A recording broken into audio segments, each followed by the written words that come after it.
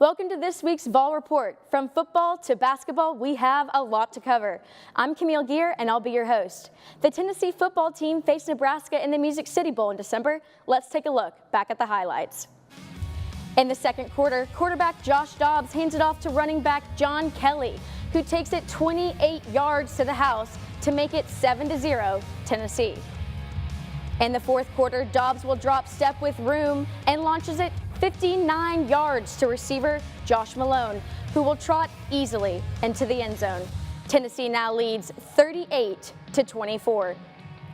Late in the fourth quarter, Nebraska QB Riker 5 tries to get free, but defensive end Derek Barnett is there for the sack.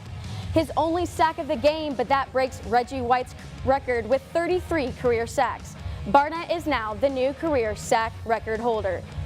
Tennessee beats Nebraska 38-24 in the Music City Bowl. Here's what Barnett and Coach Jones had to say about the moment Barnett broke the sack record. I can't really describe it.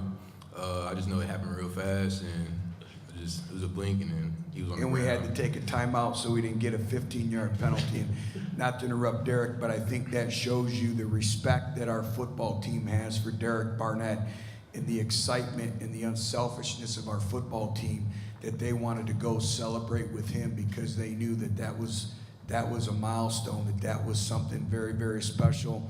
And that's one of those moments in time that you'll always remember. The Tennessee basketball team upset a top-ranked conference opponent this week, fourth-ranked Kentucky. Let's take a look at that stellar effort by the Vols. Jordan Bowden passes it to Robert Hubbs III, who scores via a dunk. Grant Williams in the paint, no luck, so he will dish it to Lou Evans, who takes his chance down low. It's good, and the foul too. Kentucky loses control. Williams tosses it down the court to Hubbs, who takes his time for a good-looking dunk. Tennessee triumphs over Kentucky in a close one, 82-80. Hubbs led the way with 25 points. The Tennessee basketball team takes on Kansas State at home next week. The Vols still have a meaty part of their schedule left before the SEC tournament begins in March. While Vol Hoops is in the grind of their season, the football team is in laid-back mode right now. They will begin winter workouts soon, and in the horizon come March is Tennessee's Pro Day. So stay tuned as members of Team 120 announce that they will forgo their senior year to enter the draft. Thanks for watching. I'm Camille Gear, and I'll be back next week with more. On a campus that has more than 25,000 students, there needs to be ample space to house everyone. Just a few steps off campus, the Fort Sanders neighborhood is a logical destination for student living. According to the UT Police Department, Fort Sanders has a population of more than 15,000 people and has more than 3,000 residential units. With that amount of people in such a confined space, there are bound to be problems. In the last year alone, there have been 4 reported shootings.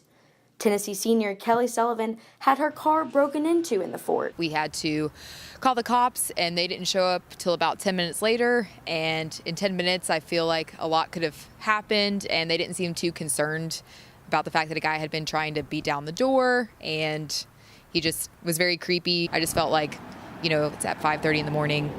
It's not even at night. It makes you feel really unsafe. Even if students decide not to live in the fort, there aren't many options available to them. Many student apartments and housing developments, such as Corey Trail and Knox Ridge, are miles away from campus.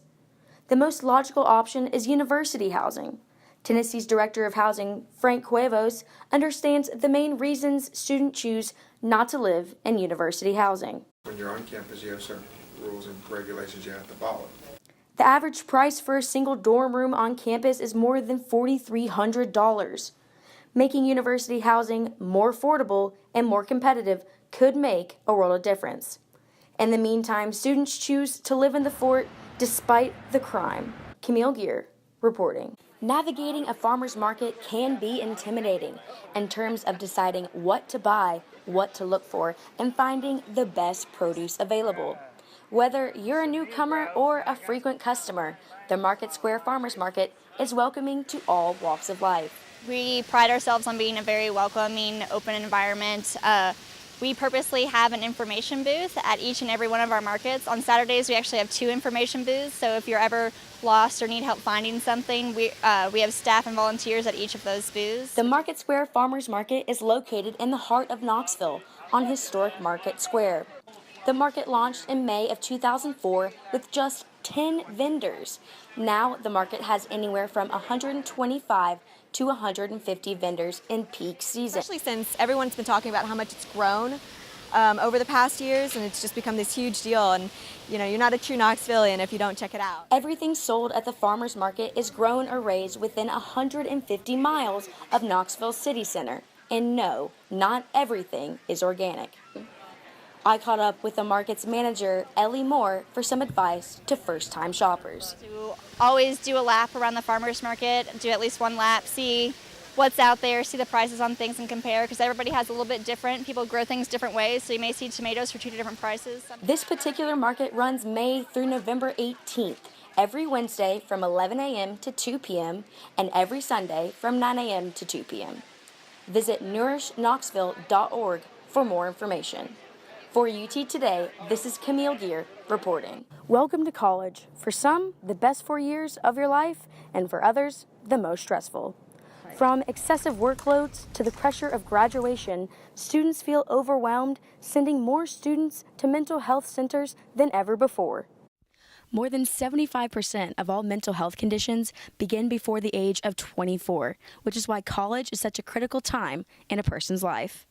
So what exactly is the University of Tennessee doing to help their students not be so stressed out? During finals week, UT libraries offer activities to help students de-stress for success by having free massages and therapy dogs. However, UT senior Heather Morlock wants these outlets for more than just 1 week.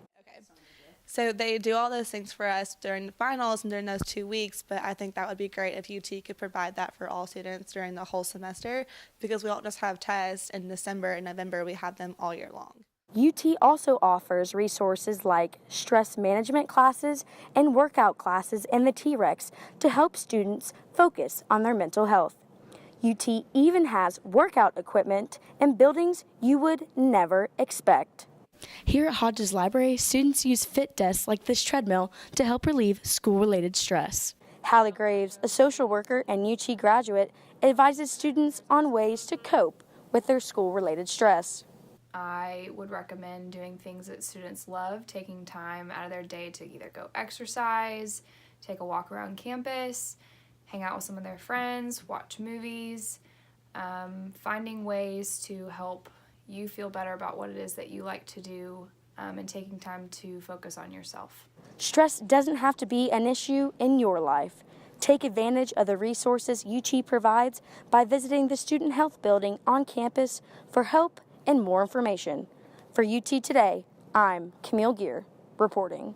Well, on a more serious note, if you've been browsing social media, Recognize her? You might have seen her on your TV or at a local sporting event. Kirsten Susel is a sports reporter by day for WBIR and by night for Fox 43 News. Her 7th grade career shadow day helped Kirsten discover her calling in life, sports journalism. To impress her classmates, the 13-year-old shadowed her neighbor, an investigative reporter. And any kind of stand-up or live shot that he did, he would turn around and say, "Okay, my camera guy's gonna film you now." But little did she know, that day would change her life forever. You know, I got back to the studio and they had me do a voiceover and all this stuff, and at the end of it, I was like, that is the most terrifying thing I've literally ever done in my life, but this is what I'm gonna do someday. So ever since I was 13, I knew that's what I was gonna do. But being a sports reporter definitely isn't your normal 9-to-5 job.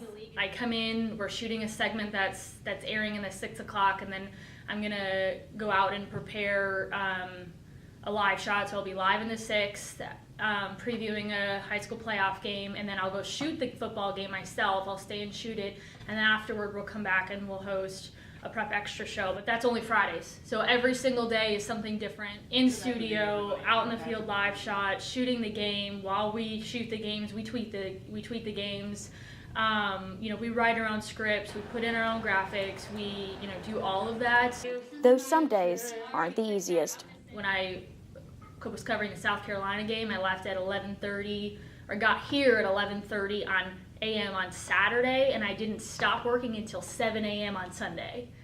her passion sparks the moment she steps on a football field or a basketball court. And so just being like front and center, like in the mix of it all is my favorite part probably.